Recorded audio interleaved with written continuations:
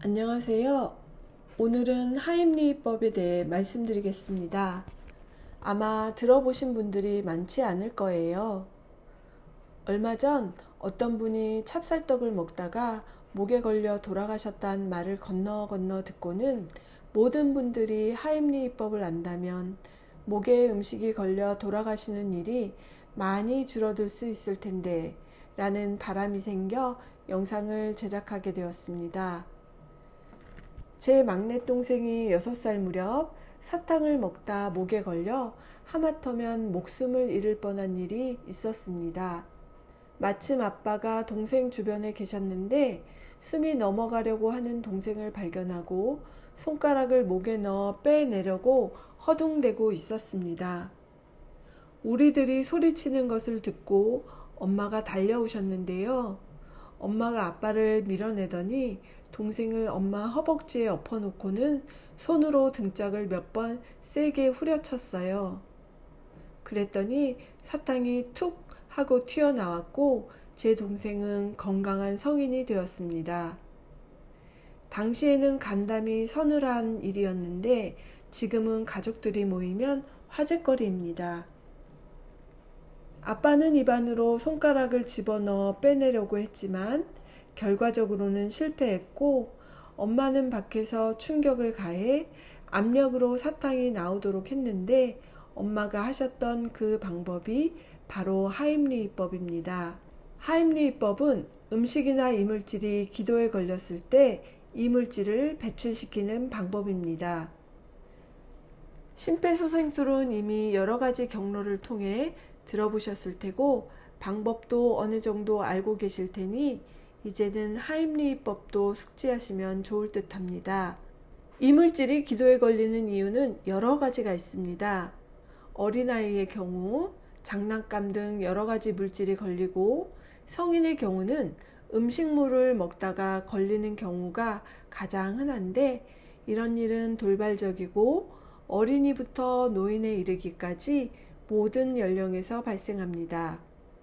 그러니 하임리히법을 알고 계시면 급한 상황에서 대처가 가능할 것입니다. 하임리히법은 그 대상자의 연령에 따라 실시하는 방법이 다릅니다.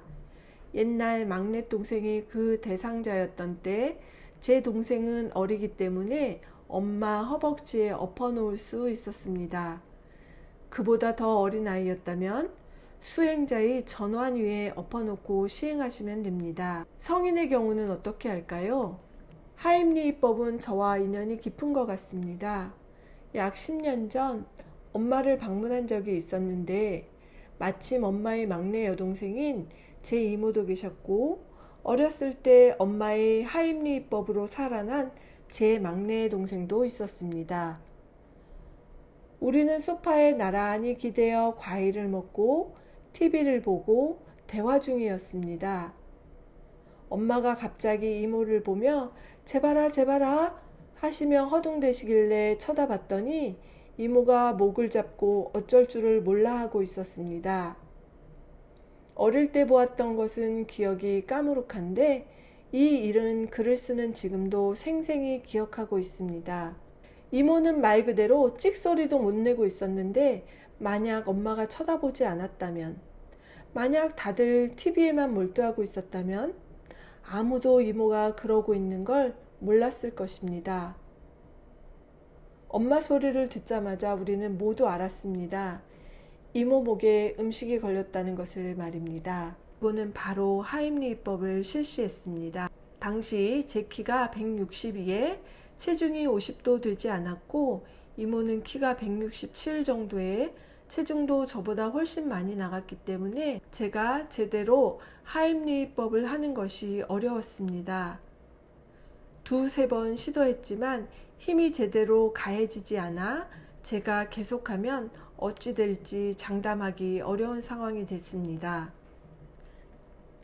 그래서 가족 중 가장 힘이 있고 키가 큰 막내 동생에게 급히 방법을 설명하고 하임리히법을 시행하게 했으며 이모가 이미 힘이 없이 축 늘어진 상황이라 동생이 소파에 올라가서 하임리히법을 시행하게 했습니다. 동생이 하임리히법을 두세 차례 한 이후 다행히 이모 입에서는 이모가 먹던 작은 배 조각이 툭 튀어나왔고 이모는 금세 정신을 차렸습니다.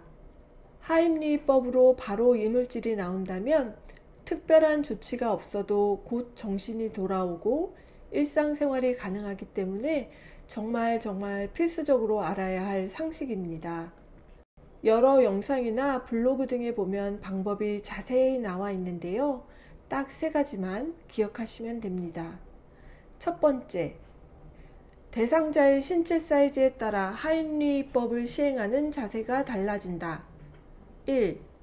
대상자가 신생아나 유아기라 전환에 올라가는 크기면 전환에 엎어놓는다. 2. 대상자가 어리긴 하나 아동 정도의 크기면 허벅지에 엎어놓는다. 3. 허벅지에도 올릴 수 없는 크기면 세워놓고 한다. 두 번째, 자극, 즉 압박하는 부위를 정확히, 빠르고 강하게 타격한다. 1. 엎어놓고 하는 경우는 양쪽 견갑골 사이를 손바닥으로 세게 머리 쪽으로 쓸어 올리듯이 쳐준다. 2. 대상자를 세워놓고 하는 경우 대상자를 백허그 하듯이 뒤에서 감싸 안고 배꼽과 명치 사이에 주먹을 대고 짧고 강하게 압력을 주면서 위쪽으로 올려준다. 한 손은 주먹을 쥐고 한 손은 주먹을 감싸준다. 세 번째, 만약 대상자가 너무 크고 시행자가 작은 상황이라면 시행자가 의자 위에 올라가서 압박을 할 수 있다. 단, 이때 의자는 완전히 안정적인 상태여야 한다. 사실 3번째에 대한 언급이 있는 정보물은 없습니다. 그런데 제가 해보니 저보다 큰 사람의 키와 몸무게를 지탱하며 하임리히법을 시행하는 것이 거의 불가능했습니다. 이모에게 시행했을 때 빠른 판단으로 동생이 소파로 올라가게 한 것으로 동생이 수월하게 하임리히법을 수행한 것을 경험적으로 추가한 것입니다. 하임리히법으로 이물질을 배출시키지 못할 경우 사망할 가능성이 아주 큽니다. 그러므로 하임리히법을 할 때는 대상자가 아파할까봐, 뼈가 부러질까봐 하는 걱정은 모두 던져버리고 빠르고 강하고 과감하게 해야 합니다. 뼈 부러진 건 얼마든지 고칠 수 있어요. 목숨은 하나입니다. 저도 나이가 들어가니 음식을 먹다가 목에 걸리거나 사례가 들리는 일이 잦아졌습니다. 젊어서는 자동적으로 되던 일들이 왜 이렇게 하나하나 신중하게 천천히 시행해야 하는지 한탄스러울 때가 많습니다. 그러나 특히 음식은 기도에 걸리기 쉬우니 천천히 먹고 조금씩 먹는 것은 나이가 들어가면서 항상 머릿속에 기억하고 살아야 할 것 같습니다. 오늘 영상은 이것으로 마치겠습니다. 궁금한 점은 댓글로 연락 주시기 바랍니다. 감사합니다.